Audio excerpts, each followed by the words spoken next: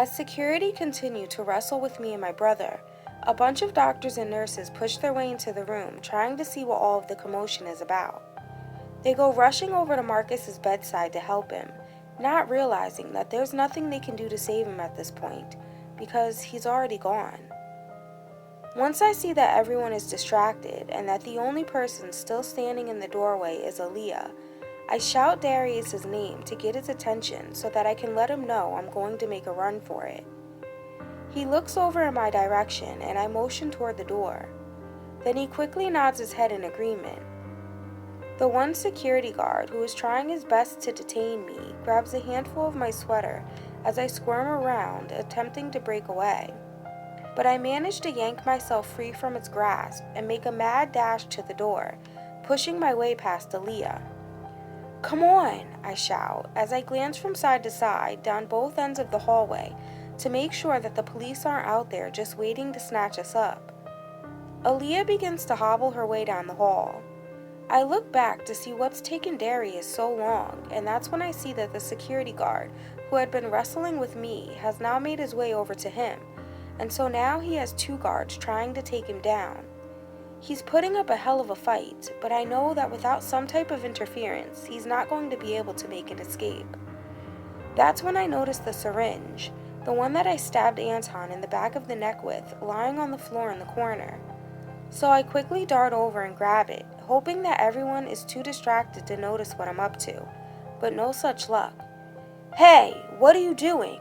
one of the guards yells at me, and then he removes his walkie-talkie from his belt loop with his one free hand. The other is barely holding on to Darius's arm, and assuming that he's about to call for backup, and if he does, then we'll really be screwed, I lunge at him, plunging the syringe into the top of his hand. He screams in pain and immediately lets go of my brother, giving him just enough time to get loose and run. Then the one guard looks over at the other confused. "What in the hell happened to you?" "That little shit just stabbed me with a needle, that's what happened." "God damn it. Well, what in the hell are you standing around for? Go get them," I hear him angrily shout. But Darius and I are already halfway down the hall by then. When we make it to the end and round the corner, that's when Aaliyah comes into view. She made it pretty far, but in the back of my mind, I already know that we're probably going to have to leave her behind if we don't want to get caught. And I'm not ready to, at least not yet. Not until we find Anton and we're able to actually talk to him without a bunch of chaos going on. Well, if Darius doesn't kill him first. As Darius starts heading down the hallway toward the elevators, I stop and shout, "The stairs!" He turns, looking back at me. "Don't you think we should probably take the stairs?" "But what about Aaliyah? She won't make it." "I know. I don't want to, but we're just going to have to leave her." He takes one last glance down the hallway at her. She's now pushing the button for the elevator. Once she has, she takes a step back and looks down the hall to see where we are. "We're gonna take the stairs," Darius tells her. She nods her head, but I can tell by the look on her face that she's scared to be left alone. I think she knows that she's going to get caught. Just as I go bursting through the door, the elevator chimes. I go leaping down the stairs, but Darius is still standing in the doorway, just waiting. I stop and ask, "What are you doing?" "I just want to make sure that she gets on the elevator okay." "Why wouldn't she?" Right at that moment, his eyes grow big and wide, and he comes charging down the stairs, nearly knocking me over. Once we make it to the bottom, Darius opens the door a crack and peeks out. A moment later, he quietly closes it and tells me, "All right, the coast is clear. But listen, when I open this door, just act normal. Don't go running. We're just gonna walk straight to the exit doors. And don't make eye contact with anyone. We've gotta look inconspicuous." What? He lets out a deep breath and rolls his eyes before answering. "We just don't want to draw attention to ourselves." "Oh, okay." "Hey Darius, wait a second. What happened back there with Aaliyah?" "She's not coming. She got caught, didn't she?" He nods his head as he opens the door once again. "Yeah, as soon as the elevator doors opened, like 5 more security guards came storming out and they grabbed her." But don't worry, she'll be okay. They're not gonna hurt her. They'll just turn her into the cops, and then she can tell them the truth, what really happened to both Marcus and Lewis. And now she'll be able to see a doctor and get her ankle looked at.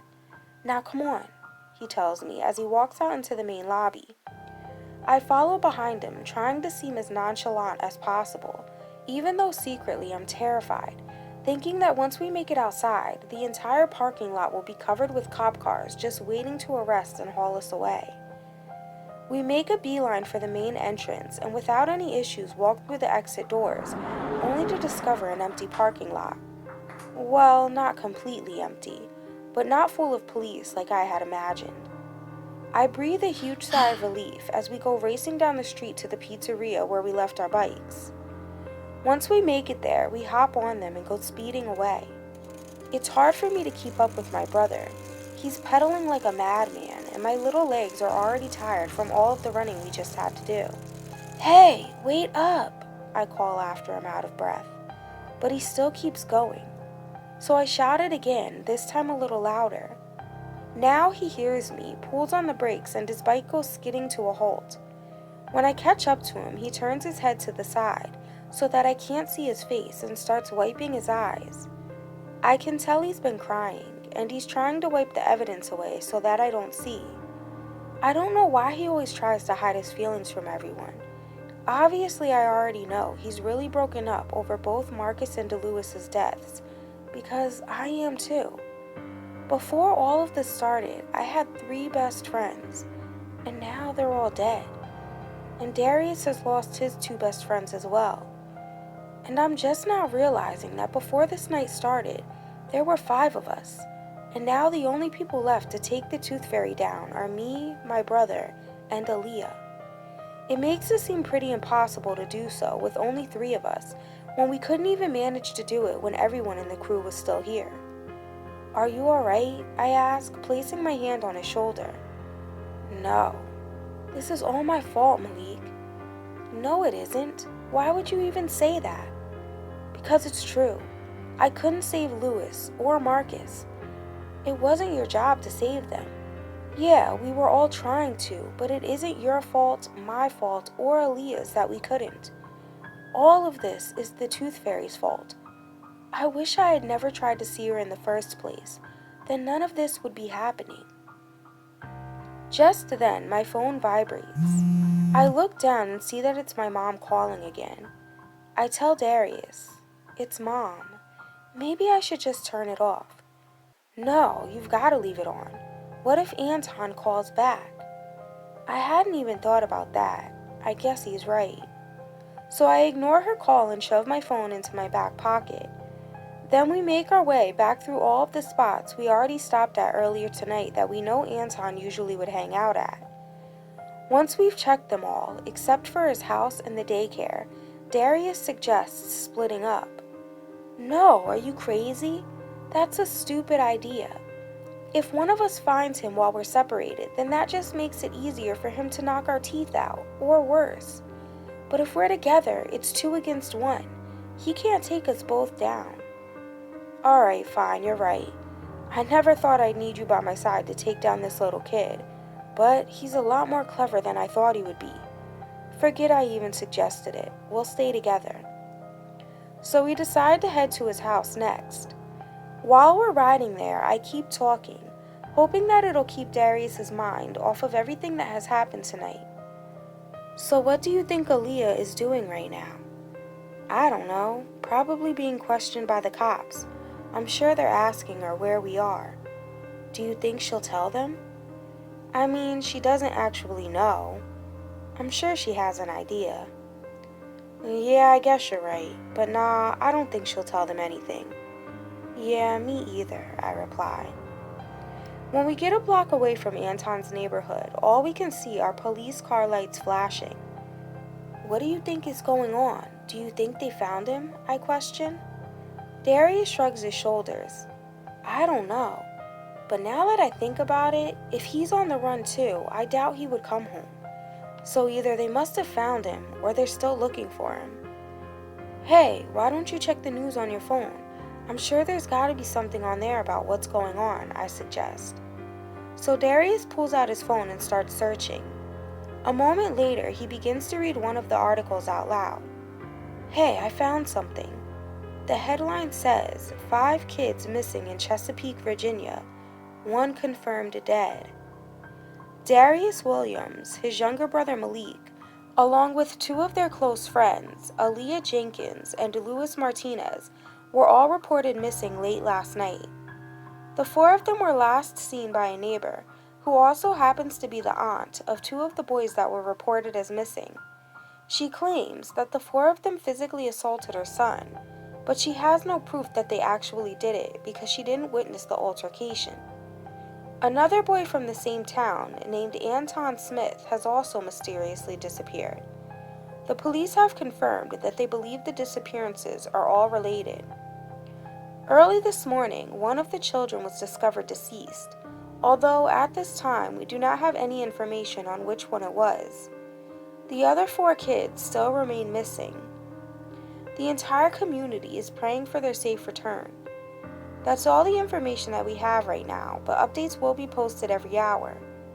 Malik, this was posted a little over an hour ago, so that must mean that Anton is still missing.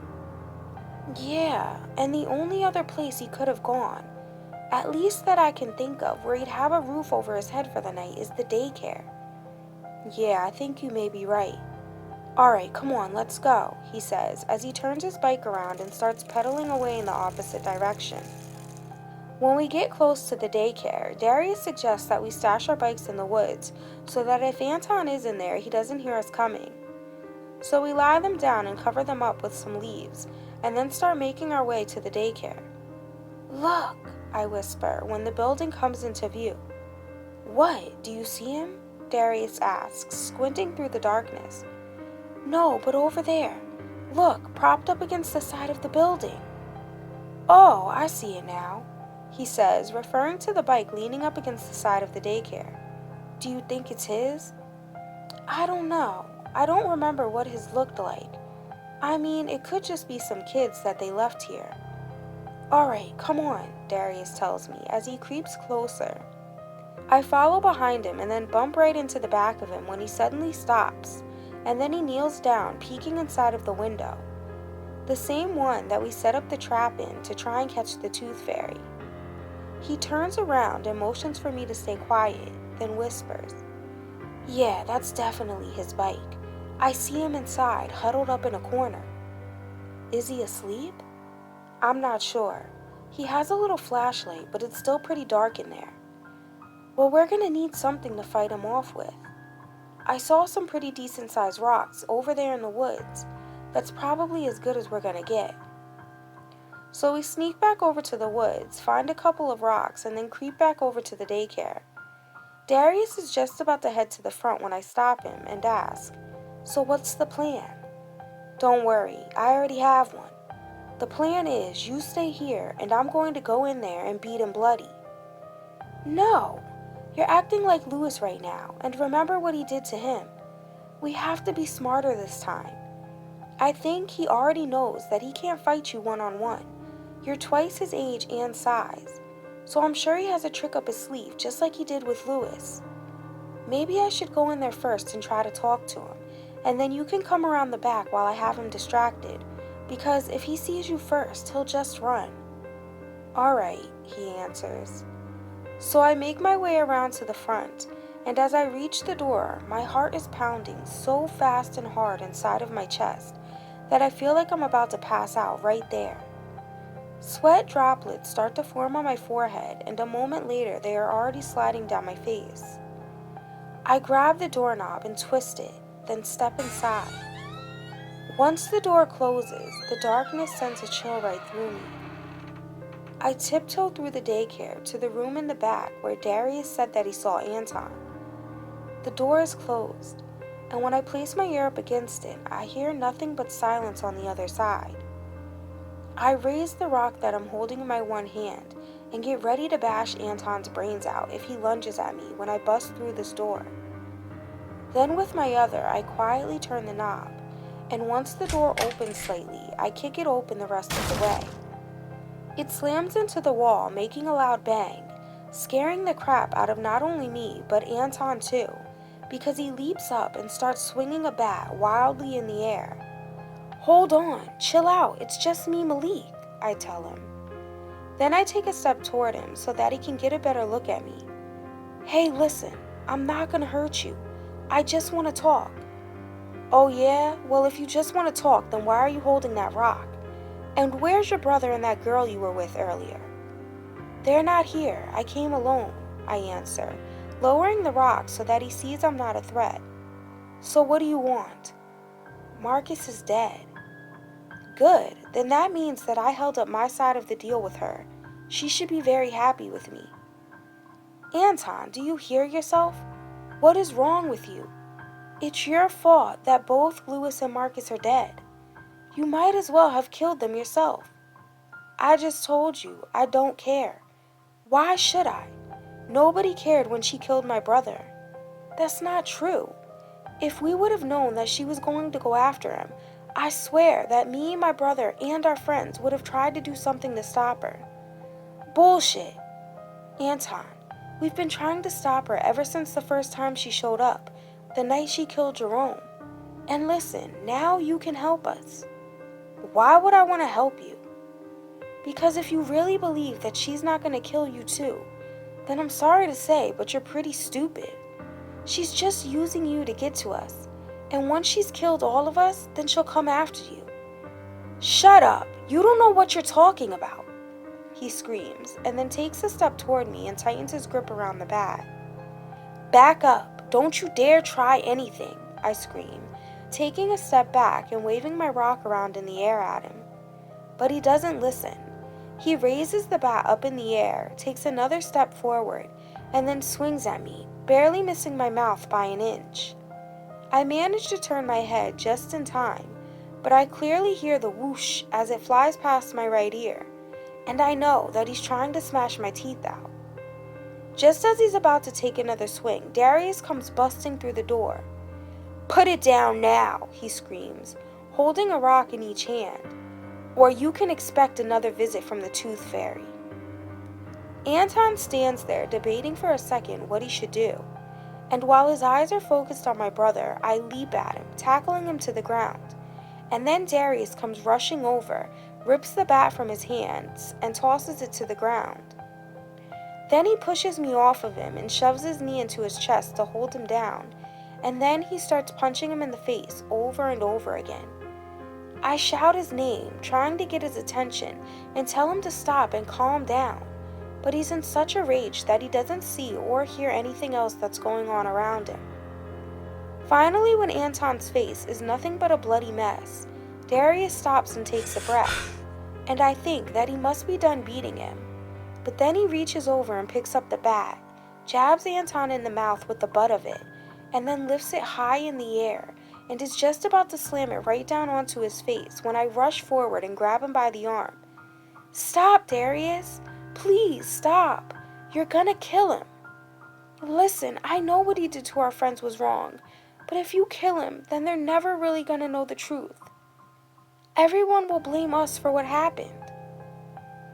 After that, he comes to his senses and drops the bat. Then he stands up next to me so that we both are towering above Anton, and then Darius tells him, "Now this is what you're gonna do. You have two choices.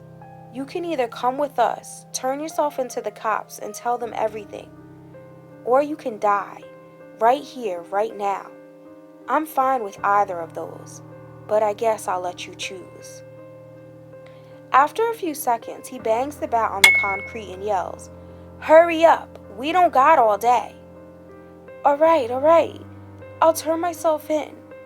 But what do you think they're gonna do to me?" Anton asks, choking on his own blood. Before I have the chance to answer, Darius blurts out, "Just like you didn't care about Lewis and Marcus dying, I don't give a damn what they do to you." Then I add, "Don't worry. If you just tell them the truth, everything will be okay." He nods his head as tears start to stream down his bloody cheeks. Darius is already pulling out his phone, and he dials 911, explains the situation, and tells the dispatcher where they can find us.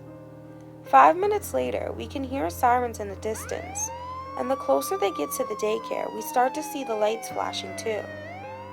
They place all three of us in handcuffs and then in separate squad cars and drive us to the station. When we arrive, I notice Dad's Jeep in the parking lot, which it makes me feel a little relieved knowing he's here. They question me first, with my dad present of course, and I tell them everything that happened. Well, everything except for the tooth fairy being there. Once they finished questioning me, Dad heads to the interrogation room that Darius is in so that they can question him next, and my mom comes in to stay with me. Oh my God, are you okay, baby? I've been calling you all night. I was worried sick. I know, Mom, I'm sorry, I tell her as I give her a big hug. It's okay, baby. I'm just so glad that you're all right. I don't know what I would have done if what happened to Lewis and Marcus had happened to you or your brother instead. How do you know what happened? Did the police tell you? No, Aaliyah told us everything. But I just don't understand. Why did you guys run away if you didn't do anything? We knew that no one would believe us. We had to find Anton so that we could clear our names. Miraculously, the police let us go that night. I was a little worried that we would still get into some type of trouble, but apparently they believed that we weren't the ones responsible for what happened. And then once the coroner performed the autopsies on Marcus and Lewis, he ruled both of their deaths as just another mysterious case of spontaneous combustion, just like the rest of our friends. And he said that no matter how bad the situation may have looked for us, he found no evidence of foul play. But some people around our town have started to think that Anton and his brother may have had something to do with all of our friends' deaths. And what me and my brother have been telling everyone, since nobody is going to believe that the tooth fairy did it, doesn't really help his case. But after what he did, we don't really care. Me, Darius, Aaliyah, and Anton are the only ones who know the truth. And I don't know what Anton told the police that night, but apparently they didn't believe a word of it, and it was enough to make them think that he was crazy. I guess that's why a few weeks later, his parents had him admitted to the psych ward. And even though he didn't actually physically kill anybody, I still think that's the perfect place for him, because who in their right mind makes a deal with the tooth fairy? And now that Anton's out of the picture, we can finally focus back on getting rid of her for good.